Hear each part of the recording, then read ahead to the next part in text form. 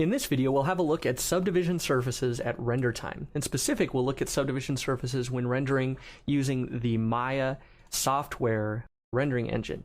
This will change if you're using Mental Ray, but for now we'll look at the Maya software engine. I have a model here which I have painstakingly crafted using the basic settings on the cube tool.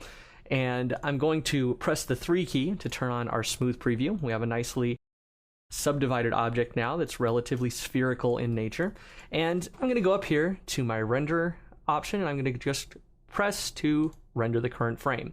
And lo and behold, we're looking at a cube once again. And you cry a little bit because you've been deceived by the Maya viewport, which is telling you have a sphere and now you have a cube. And that's because the Maya software engine does not recognize viewport subdivision. So there is an extra step that we have to take if we're going to render our subdivision surface objects using the Maya software engine.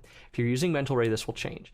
So let's go ahead and select the object. I'm going to go back to my basic form here. And then up in the proxy menu, you can see that there is a subdiv proxy option. I'm going to go ahead and just click that using the default settings. See that now I get my smoothed object in the middle and my basic cube on the outside. Excellent. So let's go ahead and render again, and we'll see that we have a nice subdivision surface object here. Now, this can be problematic because depending on your settings, the cube will also render. So let's go ahead and look at some of the options that we have with this subdiv proxy. So I'm going to go ahead and back up to the basic settings here, go up to proxy, subdiv proxy, and go to the option box.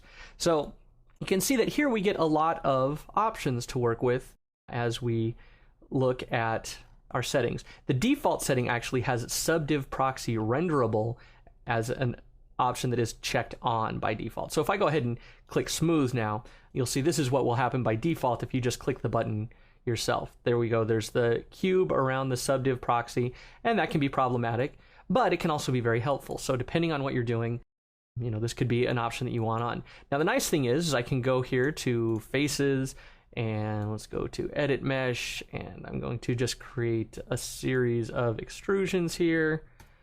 So let's just pull it out a little bit. And we'll come out a little bit more. And then I will go in one more time, and I'll inset this quite a bit. And we'll pull it back in a ways. So we've created a hollowed out object here now. So let's go ahead and drop that tool. And you can see that my subdivision proxy has just kept up with all of the modeling that I've done on the regular low poly cage here. So you can see that any change that I make to this, I can make changes on individual vertices, I can do modeling operations, anything I'd like here, and no matter what I do, the subdiv proxy is going to keep up with my rendered object. Now, there are a couple of things that can be problematic with working this way because, as we saw when we render this using the default settings, you actually still see this object here. So there are a couple ways that you can get around that, and let's go back and look at the options here. So I'm going to go ahead and just make a new scene file, and I'm going to put another cube in the middle of our scene. We'll zoom in on that and shade it. And then I'm going to go up again to proxy, subdiv proxy, and the option box. Okay, so we can start off by having a subdivision level. So at level 2, it's the basic viewport look where we have each 4-sided polygon broken down into 4, and then each of those 4 broken down into 4 more. We can increase that. I personally like to go to a level 3, sometimes a level 4, but a level 3. Now, there are boundary rules here, and this has to do with how the object is subdivided and how it is smoothed. So you can use crease all or crease edges. We'll see more of the creasing in a moment because that's something we can set actually after the fact. So you can also see continuity, and this is how much an object is smoothed with subdivision surfaces. Typically, I like to leave this up at 1 because it will give you a totally smoothed object, and then you can work from there. Now, skipping down a ways, there are some other options that are very useful in the display settings. So the bottom option group here is display settings, and you can see that there is this subdiv proxy renderable option. So turning that off will make it so if I render, we won't see the proxy, we won't see the box. In other words, we'll just see the sphere rendered. And then there are other options to put the proxy in its own layer or put the new mesh in its own layer. And when you put the mesh in its own layer, you can choose to either make a normal object, so it will just be a normal mesh layer. You can edit it, anything else. A template layer that has some different options in the default is a reference layer, which means that if it's a reference layer, it will render, but you can't edit it the same way that you would edit a normal object. And this can be useful because it can decrease the memory footprint required. And it can also save you from accidentally editing your subdivided version when you are trying to work on your cage. So you can keep those on or off either way. I'm just going to keep everything together here at the moment. Actually, here, let's turn them all on so that you can see what happens. So I can also choose to take the shader. I can either remove the shader that's on there, I can keep the shader that's on there, or I can give it the transparent shader, and that's also editable after the fact. So let's go ahead and leave all those things on and then go ahead and press apply. So with that done, let's close this, and you can see that in my layers here, in my channel box and layer editor, I have the proxy mesh, which is my box. So I can grab these vertices and move them around. This is the proxy. And then I have my smooth mesh, which also has this R, which means it's a reference model. So even if I hide my proxy mesh, you'll see that I don't have any options to edit this. It's here, I can select it, but I can't edit it. That's all that there is to it. So now when I have this here, I can see my proxy, I can edit it, I can perform modeling functions on it, but as soon as I render, it disappears. So this is going to be probably the best way for working with subdivision surfaces if you're using the Maya software rendering engine.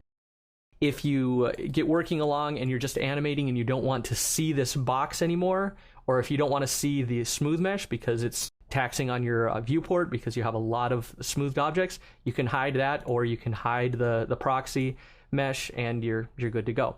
Now, again, as I mentioned, you can also go and take this material that's on here, and if I go to existing materials, by default we only have a Lambert 1 in there, and now we have Lambert 2, which is actually that transparent material. So I set it back to Lambert 1, and you can see that it now has the regular shading on it, but I'm going to leave it at Lambert 2 that has that. Now, another option that you have when you're editing subdivision surfaces in this way is to edit the surface continuity here. So let's go ahead and go to edge, and I'm going to select this edge here. And then under proxy, you can see that I have this crease tool. Now with the middle mouse button, I can click and drag to change my weight on my subdivision surface. Now, this is going to say that my maximum value is 2, but actually that is an error. Depends on the level of subdivision that you have. So since I'd gone to a higher subdivision level, I can actually go to a higher level of creasing here before it's going to stop creasing. So I can do that on any number of edges. So let's say I want to select, let's go back and undo that one. And let's just say I want to get the edges at the top here. And now I can just click and drag. And that will give me a nice crisp edge there. So I can do the same thing on the bottom and use the middle mouse button, and instead of a sphere now I'm dealing with a cylinder. Okay, so that creasing will give you some extra options for editing the form of your subdivision surface object. I could take the whole thing and pull this out, and then we'll get a nicely rounded subdivided cube. So at render time we look, and there's our cube subdivided. Now one thing to note is that this is still going to be dependent on the number of subdivisions that you've created for the object. If it starts to get to be too rough around the edges, you can actually go in and add more geometry. So if I go ahead and drop that tool and reselect my object here, I could also do this. Let's see, I'm going to go back to my crease tool, and I'm just going to reset it down to 0. And now what I'm going to do is go to faces. So now I will select some faces here,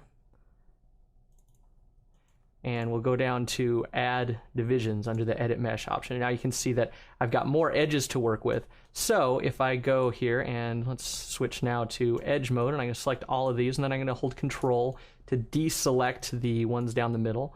So I'm only working with the border edges, kind of those original ones that were there. Now I can go back to proxy, crease tool, and middle mouse button those out. And let's again go back up to level 2 like we had it before.